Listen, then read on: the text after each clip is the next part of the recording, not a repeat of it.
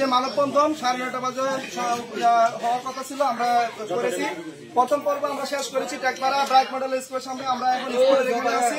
আপনারা জানেন যে জায়গাটা নিয়ে আমাদের মানববন্ধন, সেই জায়গাতে আমরা দাঁড়ায় আছি। আপনারা দেখেন পাশে যে জায়গাটা, এখানে আমরা কারোই আমরা অভিযোগ দিতেছি না, এই পক্ষ না ওই পক্ষ না। আমাদের মূল কথা হচ্ছে আমাদের যে সরকারি যে হালট 18 ফুট, এটা আমরা চাই আর কি।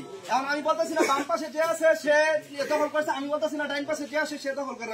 18 ফিট সরকারি যে হালট, এখানে 18 ফিট হওয়ার কথা, কিন্তু এখানে আছে কত 8 ফিট। এখানে দুইটা অটো যাইতে পারে না, একটা অটো পিছনে থাকতে হয়, আরেকটা অটো ওই পাশে থাকতে হয়। এখন এমনকি প্রাইভেট কার যদি যায় তাহলে তো পুরো অবস্থা কাইলে যায়, বা হাইয়ের যদি যায় এখানে যাইতে পারে না।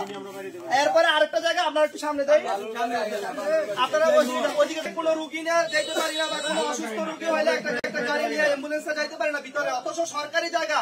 এখানে আপনারা জানেন 2019 সালে এলজিডি বা স্থানীয় সরকার প্রকৌশল অধিদপ্তরের যে টেন্ডার আসছে, টেন্ডার আসার সময় এখানে রাস্তা আসছে প্রায় 10 ফিট, কিন্তু এখানে তারা 6 ফিট করে গুজমেল দিয়ে চলে গেছে। কারণে দুই পাশে তারা অসহযোগিতা করছে, অসহযোগিতা করার কারণে তারা ওইভাবে রাস্তাটা করে নাই।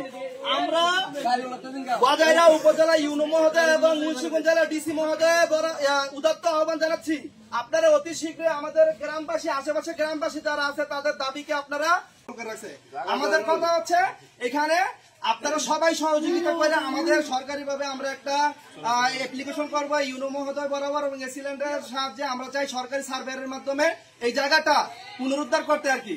এখন আমরা কারোই অভিযোগ দিতেছি না। আপনারা দেখেন সরজমিনে এখানে আছে কত 7 থেকে 8 ফিট, কিন্তু এখানে থাকার কথা 16 ফিট।